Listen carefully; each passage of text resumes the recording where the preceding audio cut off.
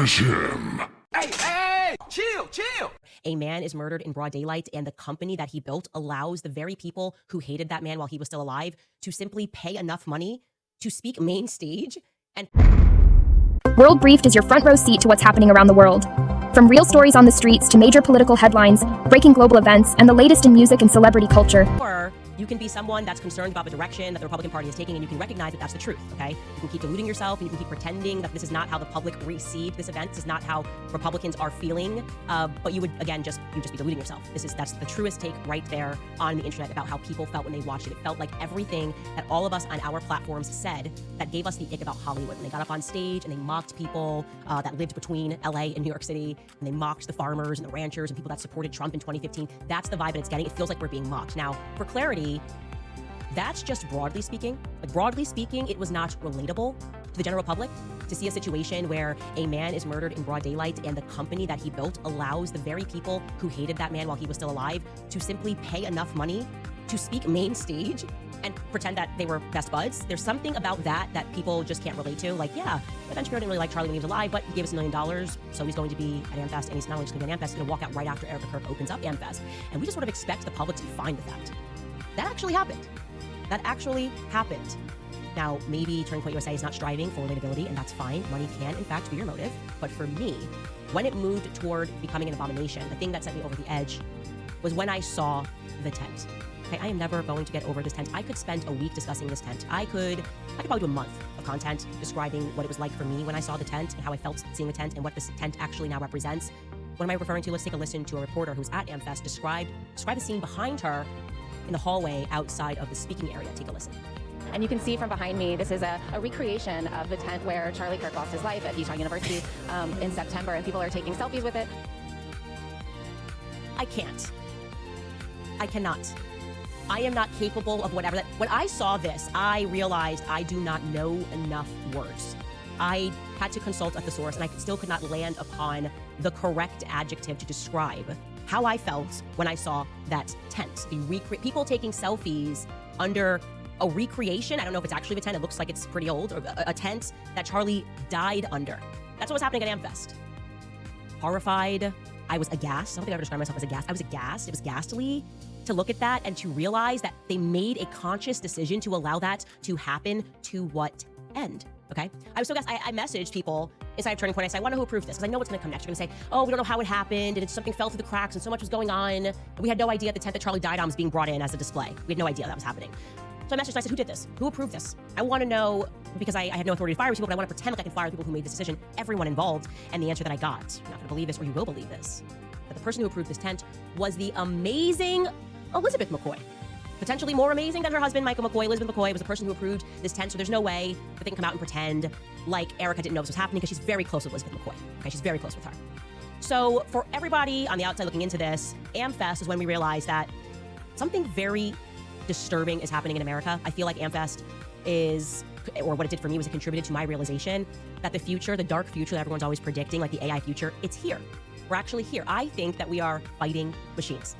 I think that these people are not humans, that they're sentinels that maybe look like humans. That's how I feel. I feel like it's the single solitary event that contributed to my realization that the future is happening right now. And the issue that a lot of these, the gap that's between us and the rest of them is essentially they don't know how to behave like humans. You know what I mean? Like we're fighting an algorithm, a computer code that is presenting as a human being, but actually it can't comprehend real human emotion. And the programmers can't quite write the code specifically enough to emulate real human emotion. And so in response, they're just multiplying the sentinels. Like they're sending more of them to say and do things that are obviously abnormal, that are obviously inhumane. And they're hoping that with enough of them pretending like it's fine, they can override our humanity. Like, well, everyone's saying this is fine, so it has to be fine. Everyone's saying it's fine, so it absolutely is fine. And there's something wrong with you if you don't realize why it's fine that we're hanging up this tent and taking pictures and selfies under it. I don't know. There's something wrong with you. You're just upset or something.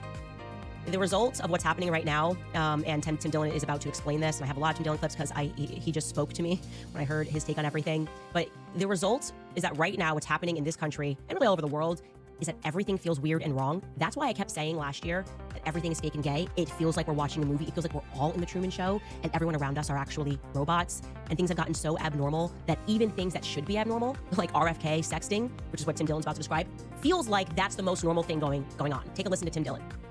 What a profoundly dysfunctional society we have. There's nothing to look up to. There's no one to be excited about. Really, the least controversial member of this administration is RFK Jr. Can you imagine? He's the least scandal-prone member of the administration. And every 3 days, there's another text leaking from him where he's like, open your mouth, I want to put my seed in you. And that's somehow the best part of this whole thing. His sex are nowhere near as scandalous. Is like Kash Patel, the FBI director, is sitting there updating you on his girlfriend's country music tour. It's hell.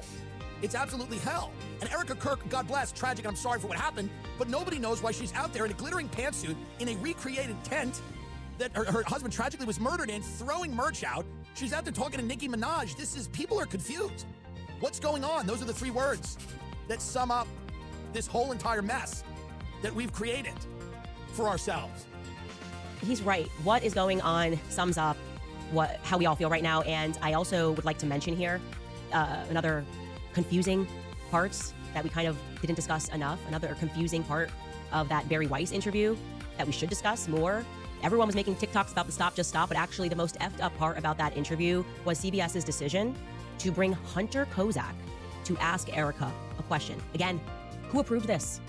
I want to know who thought it up and who said, okay, yes, let's do it, because everyone involved in that process is what I think we're fighting right now. I think these are robots. There's no way that somebody comes up with that idea and then a team of people at CBS approve it. Again, they wanted to recreate the moment that Charlie died, but this time his wife was going to survive it. Hunter Kozak, last time we all saw him, Charlie died. Barry Weiss, bring him back. Erica's going to survive it. Now, to the computer programmers, I want you to know that to us humans looking into that, the part that you're missing is post-traumatic stress, displaced anger. Like, technically, Hunter Kozak didn't do anything wrong on that day at UVU, but I hate him anyways. That's how I feel. I hate him anyway. I don't ever want to hear his voice ever again, because he's the last person on earth that tried to stress out Charlie Kirk, right? Asking a stupid question about transgenders, and then Charlie died. So it's not fair, but I don't like Hunter Kozak. I just don't. And I think that that's a normal human feeling, right? Bringing him back to finish asking a question, like this time Hunter's gonna get to ask his question, that's not relatable to the rest of us. It actually makes people who have a soul feel icky.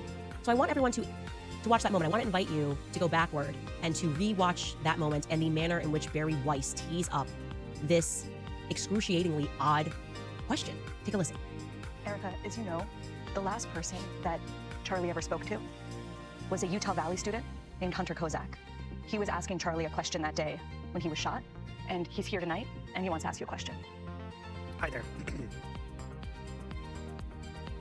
So it doesn't matter what the question is, I wanted to tee that up so you could see it. How does that make you feel? How weird is that? The way that I feel when I watch that clip is like when Barry Weiss goes home at night, she just plugs herself into the wall to charge. That's how I feel. I just feel like we're just different. I don't know what species that is or what computer program that is, but I can't relate to that. I can't relate to the idea that if Jackie O, a few months later, decided to do interviews, that they would be like, hey, Jackie, are you down with like getting back into the car and we're gonna drive back to the spot in Dallas, but don't worry, this time you're gonna survive. Same people are gonna be in the audience, but this time we're just gonna recreate that. That's weird. So the real question that I have going into this year is how many of us humans are left? That's my energy in this year. How many humans are actually left? Because I think the war is already happening.